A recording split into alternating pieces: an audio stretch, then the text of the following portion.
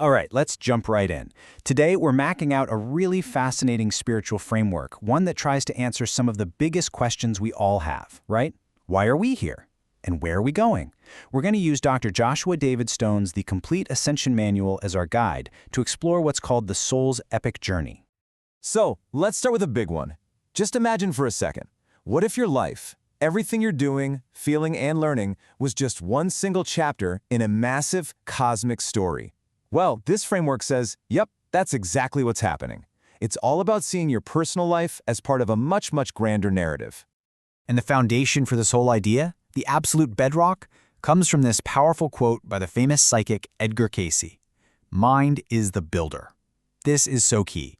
It means that our consciousness, our thoughts, they aren't just reacting to reality.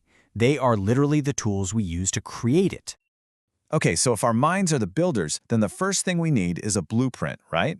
So in our first section, Your Cosmic Blueprint, we're going to dig into the origin story of the soul to figure out who or, what is actually doing all this building. This leads us right to the main question of this whole section. According to this spiritual way of looking at things, who are you really? I mean, beyond your name, your job, your personality, what is your truest, most fundamental identity? Well, the answer starts with this really cool term, soul extension. The idea here is that the you that you think of as you, that's not the whole picture. You're actually one of 12 different personalities that were all created by one single greater consciousness called a soul.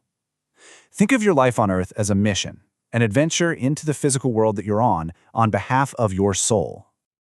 And check this out. Here's our cosmic lineage, laid out like a spiritual family tree. It all kicks off at the very top with the Godhead, the ultimate source of everything. From that source, a spark of God emerges, called a monad. Then, that monad creates 12 souls. And finally, your soul creates 12 soul extensions, and one of those is you. So if you do the math, it's pretty wild. 12 souls for every monad, and 12 extensions for every soul.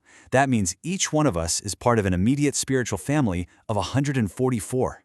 That's your monadic family, your cosmic crew, all coming from the same original spark, and all out on their own unique missions. But wait a minute.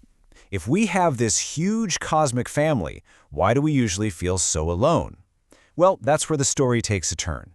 This brings us to the central conflict, our second section, the Great Forgetting, which is all about how the mission kind of went off the rails.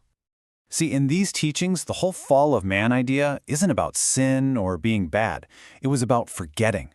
We, the soul extensions, got so wrapped up in the physical world, all the sensations, the drama, that we lost our connection to who we really are. We started to think we were just our bodies, and that created an ego, built on fear and feeling separate from everyone else. So, that's a pretty big problem, right?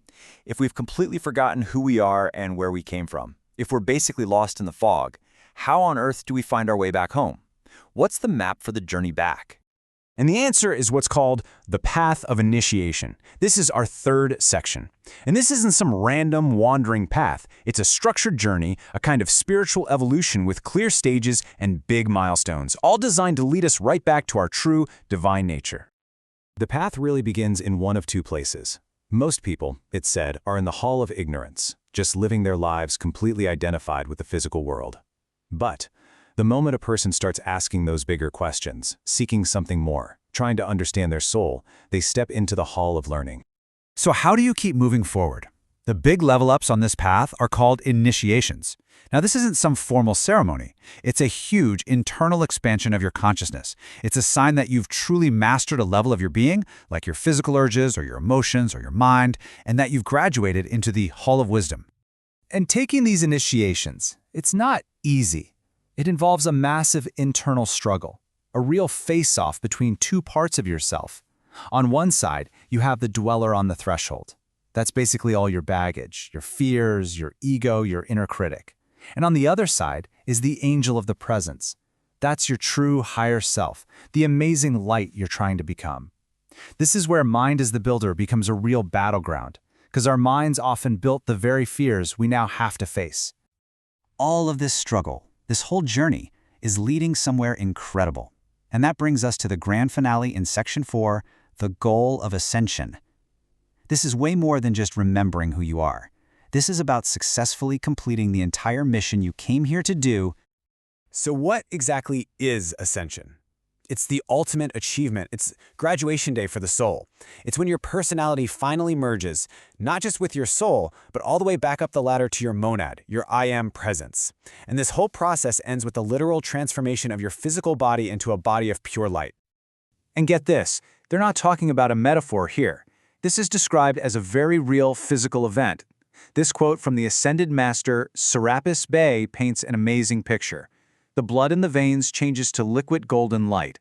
The garments of the individual are completely consumed, and he takes on the appearance of being clothed in a white robe. And when someone actually completes this path, the abilities they gain are, well, they sound like something from a superhero movie.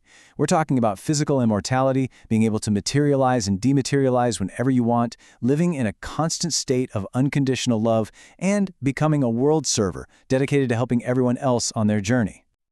Okay, this all sounds pretty cosmic and out there, but why are we talking about it so urgently now? Our final section connects it all to our lives today. It's called A Time of Harvesting, and it suggests that this moment in history is incredibly special. The reason for all the urgency is cosmic timing. This viewpoint says that right now is an extremely rare moment.